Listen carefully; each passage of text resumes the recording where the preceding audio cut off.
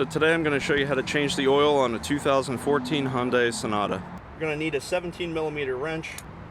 You're probably going to need an oil filter wrench. You need the oil filter to replace it.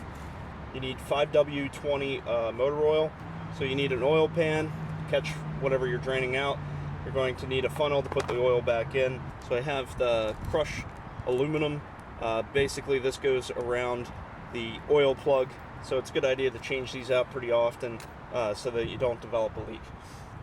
I have ramps as well as chocks for the back of the wheels, but you could use jack stands, and you could use like a piece of wood to block the back of the wheels as well.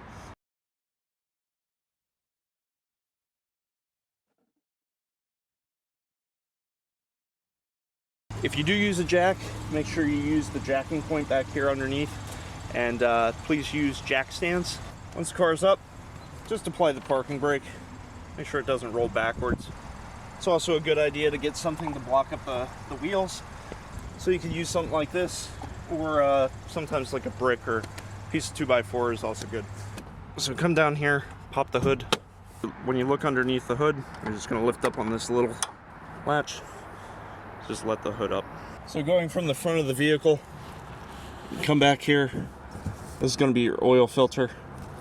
And then when you come back here, right here is your drain plug. And then you're just going to want to put your drain pan underneath. I'm going to loosen this up.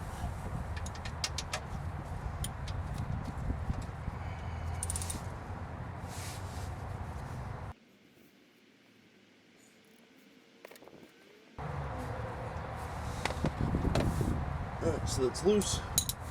This is 17mm.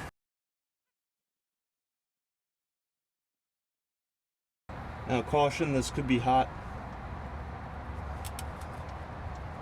It's a good idea to let the engine cool off a little bit. And wear gloves and safety glasses. So we're going to let this drain out.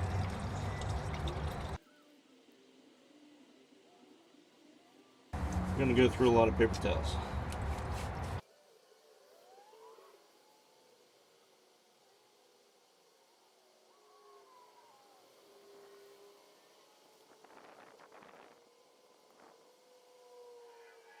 So if you can see, there's a little crush washer here.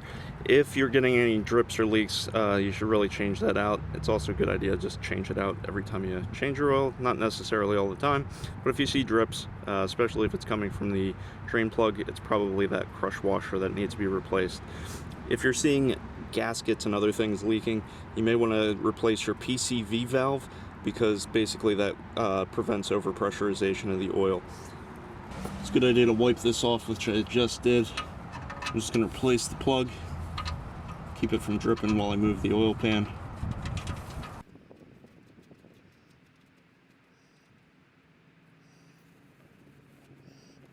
And we'll go back to our 17mm wrench and tighten that up.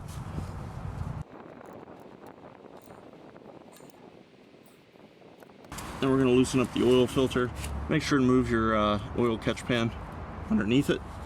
And you may need a wrench. These are sometimes on pretty difficult. If you get the Fram Tough Guard, sometimes they have like a rubber grip. It's a little bit easier. You might be able to get it out by hand. Yep. Alright. So this is a tight spot. But basically, I'm going to pull back on this.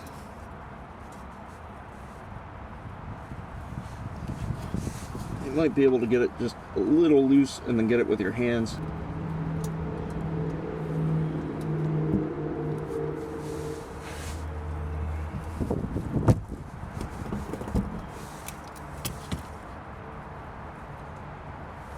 Okay, it's loose. Make sure you got your catch pan underneath. This is going to be a mess.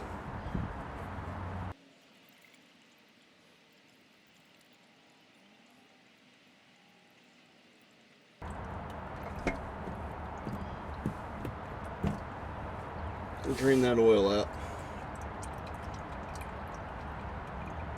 Now remember, the oil you can put back in your empty containers of oil, take it back to wherever you bought your oil, like an automotive store or things like that, and Pep Boys, AutoZone, Advanced, they actually take it and they recycle the oil, so please take it back to them. They're going to basically use it for another purpose, and it helps the environment, so just be responsible.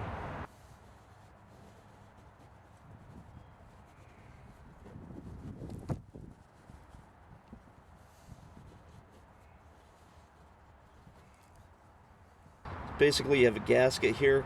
If you take and put just a little bit of fresh oil on this, it'll help to keep it from leaking. It'll also make it a little bit easier, I think, probably to get it on and off. I'm just gonna dip a finger in there and give a little bit of oil in that gasket. Okay, just like that. It's a good idea to just wipe off anywhere where the gasket's gonna make contact. All right. I'm going to put the filter back in. This only needs to be hand tightened.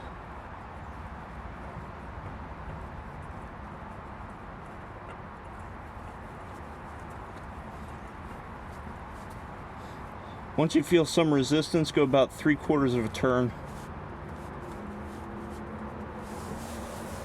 Hand's all greasy, so.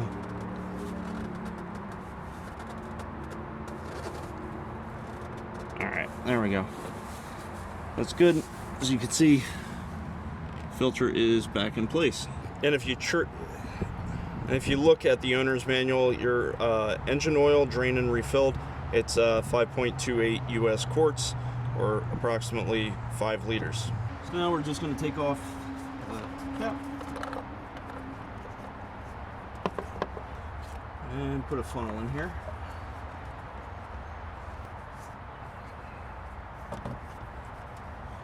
Now again, we're using 5W20. It says here you use 5W20.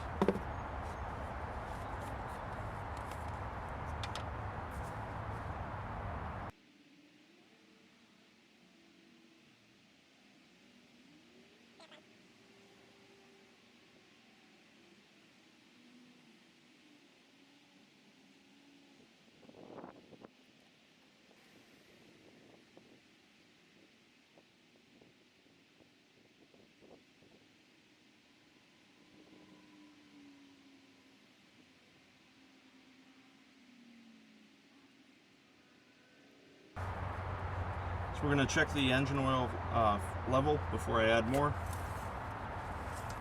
I'm just going to wipe it off first.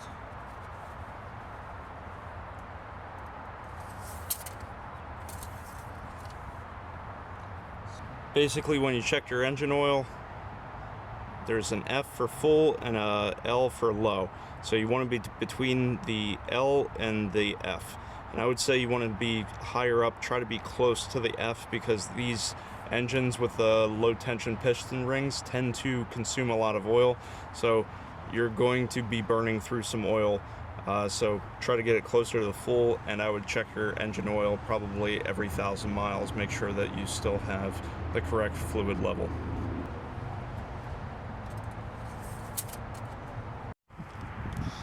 So now I'm just going to move the chocks away from the back of the tires.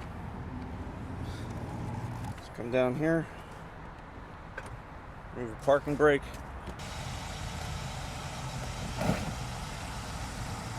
I'm just going to check that engine oil one more time now that oil should be in the filter.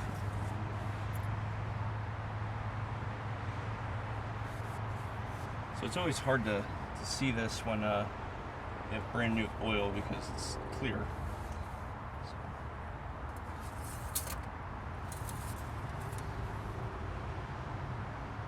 So I'd say I can see it's right around the low, so we need to add probably about a quart.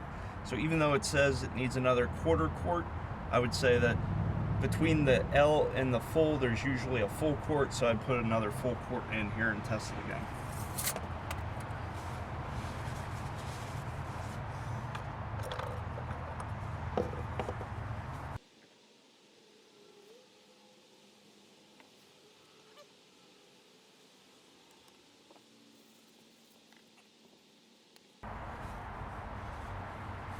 Check it one more time.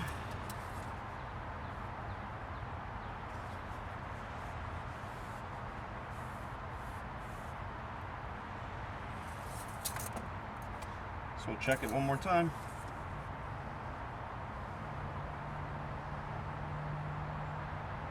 So it looks like we're about full. Knowing that this car burns a lot of oil, I want to be up towards that full, because otherwise I'll probably run out of oil. So don't want to burn an engine. These vehicles are known to basically have oil consumption issues. If you go too low on your oil, you will blow an engine. It is not fun. If you do have engine problems, or you consume like a liter or so every 1,000 miles, go contact the dealership. You may be entitled to actually get a replacement engine, because there are recalls on these engines.